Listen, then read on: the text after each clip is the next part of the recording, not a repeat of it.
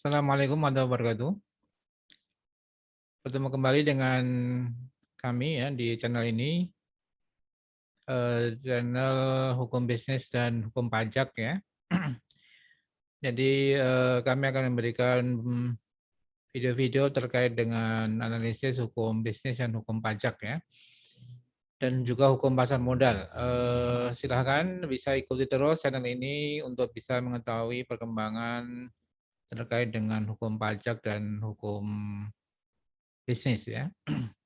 Baik, pada video kali ini saya akan membahas mengenai sengketa pajak ya, antara Direktorat Jenderal Pajak atau DJP dengan salah satu bank ya, bank perusahaan TBK ya, Bank CIMB Niaga di tentang sengketa pajak PPh pasal 26 mengenai transactional fee ya.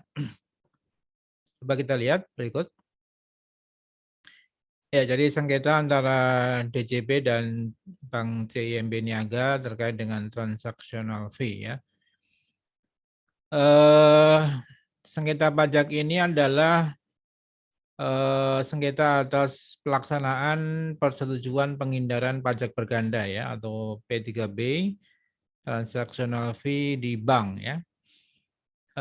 Sudah diputus oleh Mahkamah Agung di tingkat peninjauan kembali ya, Mahkamah Agung, dengan objek pajaknya yaitu PBH pasal 26. Pemohon PK-nya adalah Direktorat Jenderal Pajak atau DJP, dan objek PK-nya yaitu putusan pengadilan pajak ya. Dan termohon PK adalah dari PT Bank Cim Niaga Tbk ya, atau BNGA. Jadi latar belakang sengketa ini adalah BNGA melakukan transaksi pembayaran kepada Mastercard ya, kepada Mastercard Internasional atas jasa-jasa yang dilakukan terkait operasional atau transaksional fee ini ya. Jadi tentunya ada kerjasama antara Bank Niaga dan Bank Cim Niaga dan Mastercard Internasional atas jasa-jasa yang sudah diberikan oleh Mastercard itu tadi. Bank Niaga, Bank CIMB Niaga melakukan pembayaran atas operasional atau transaksional fee ya. Namun atas transaksi ini Bank Niaga atau Bank Cim Niaga ini tidak memotong PPh pasal 26 ya. Jadi disinilah mulai munculnya sengketa tadi, di mana Bank Cim Niaga tidak memotong PPh pasal 26 sehingga oleh DJP dilakukan pemeriksaan dan dilakukan koreksi ya. Koreksi dasar pengenaan pajak atau DPP atas pajak penghasilan PPh pasal 26 sebesar 8 miliar lebih ya. Dan DJP menerbitkan surat ketetapan pajak kurang bayar ya, atau SKPKB ya, PPh pasal 26 masa pajak November 2011 sebesar 8 miliar tadi ya, lebih ya. Atas SKPKB ini Bank Niaga tentunya tidak tinggal diam ya. Jadi mengajukan keberatan kepada DJP, namun oleh DJP ditolak ya, keberatan daripada Bank Cim Niaga tadi ya. Artinya Bank Niaga diminta untuk membayar ya, kurang bayar dari pajak PB pasal 26 sebesar 8 miliar tadi. Namun oleh Bank Niaga dia mengajukan keberatan dan keberatannya ditolak oleh DJP ya. Sehingga karena keberatannya ditolak, maka Bank Niaga atau Bank Cim Niaga ini mengajukan banding ke pengadilan pajak ya. Jadi mungkin perlu Bapak Ibu dan rekan-rekan ketahui ya, mungkin bagi yang belum memahami mengenai sengketa pajak ya. Jadi kalau misalnya wajib pajak itu diberikan surat ketetapan pajak kurang bayar misalnya oleh DJP, maka prosedurnya dia bisa mengajukan keberatan ya. keberatan kepada DJP mengenai perhitungan kurang bayar tadi. Atas keberatan tadi nanti DJP akan menerbitkan surat menolak atau menerima keberatan ya. Dan jika memang wajib pajak belum menerima atas keberatan yang diajukan tadi, dia bisa mengajukan upaya hukum yaitu peninjauan kembali ke Mahkamah Agung ya.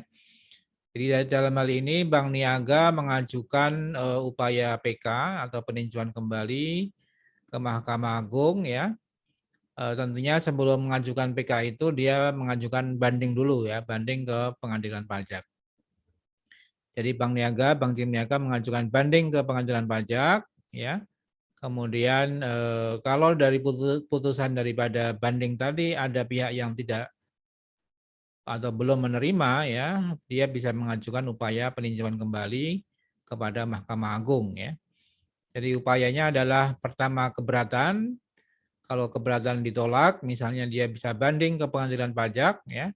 Dan kalau memang belum puas juga atau masih melakukan upaya hukum, maka dia bisa mengajukan keberatan atau mengajukan peninjauan kembali atau PK ke Mahkamah Agung ya. Nanti oleh Mahkamah Agung akan diputus dan itu merupakan upaya hukum yang terakhir dan final dan binding ya. Artinya sudah mengikat kedua belah pihak baik DJP maupun wajib pajak agar mematuhi daripada sengketa atau mematuhi putusan daripada Mahkamah Agung tadi.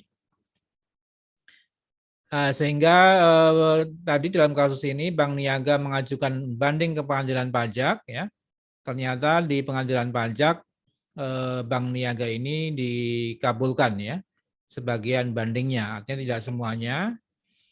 Jadi atas SKP tadi ya yang 8 miliar tadi dia mengajukan banding ke Pengadilan Pajak, oleh Pengadilan Pajak diputus Jim Niaga diterima ya sebagian bandingnya ya.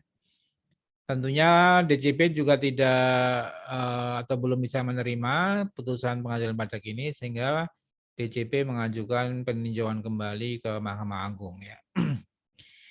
Nah, coba kita lihat bagaimana putusan daripada Mahkamah Agung ya.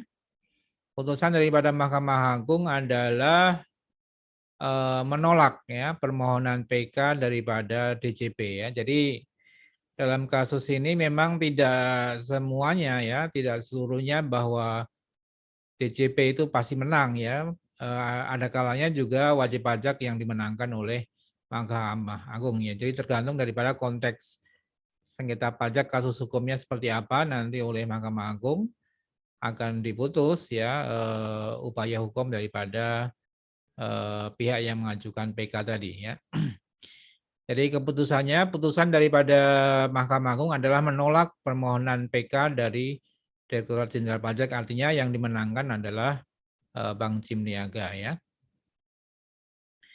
Sehingga analisis hukumnya adalah kenapa Mahkamah Agung menolak permohonan PK daripada DJP ini. Pertama, menurut Mahkamah Agung ya hakim daripada Mahkamah Agung yang memutus sengketa ini tidak terdapat kekeliruan ya dalam menilai fakta dan penerapan hukum oleh Pengadilan Pajak ya. Artinya majelis hakim di Mahkamah Agung setuju dengan putusan daripada Pengadilan Pajak ya. Artinya tidak ada kekeliruan dalam penerapan hukum dan menilai fakta tadi ya oleh Pengadilan Pajak. Yang kedua, pertimbangan Mahkamah Agung adalah pembayaran kepada masyarakat itu atas jasa-jasa yang dilakukan terkait dengan transactional fee atau operational fee ini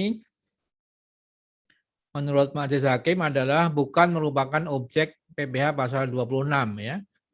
Karena pengerjaan jasa-jasa tadi tidak dilakukan di Indonesia dan telah didukung dengan SKD ya.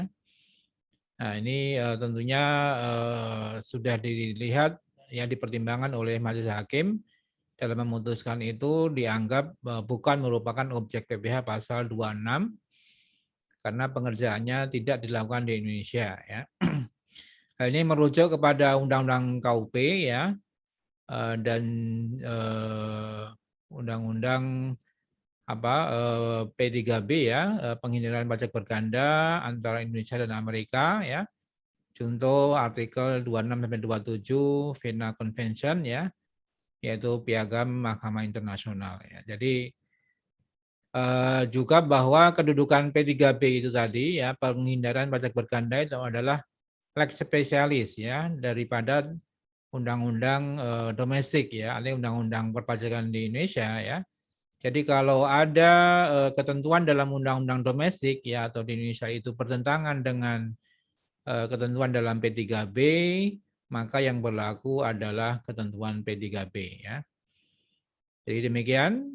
Jadi dari sengketa tadi diputuskan oleh Mahkamah Agung bahwa atas jasa-jasa yang dibayarkan oleh tim niaga kepada masyarakat ya terkait dengan transaksional fee tadi bukan merupakan objek PPh pasal 26 sehingga Bank Tim Niaga benar menurut Mahkamah Agung ya tidak memotong PPh pasal 26 ya. Ya, demikian sedikit ulasan singkat daripada putusan sengketa pajak antara DJP dan Bank Tim Niaga Tbk ya. Mudah-mudahan mungkin bisa menjadi pelajaran bagi mungkin pihak-pihak terkait ya, terutama dalam hal ini adalah perbankan ya, terkait dengan biaya mengenai transactional fee kepada masyarakat ya.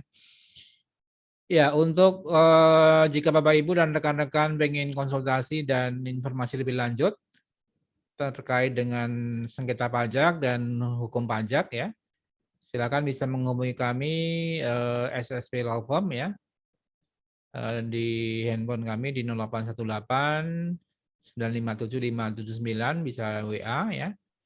Atau jika Bapak Ibu dan rekan-rekan pengen bergabung di grup konsultasi hukum bisnis dan hukum pajak ya, silahkan bisa mendaftar di link berikut ya, bit.ly konsultasi hukum bisnis dan bit.ly konsultasi hukum bisnis pajak ya. Artinya di sini kita akan membuat satu grup di WA ya, terkait dengan Bapak Ibu barangkali ada pertanyaan terkait dengan hukum bisnis ya, hukum korporasi, hukum pasar modal dan hukum perpajakan ya. Kami silakan bergabung di klub hukum bisnis dan hukum pajak yang kami bentuk ya.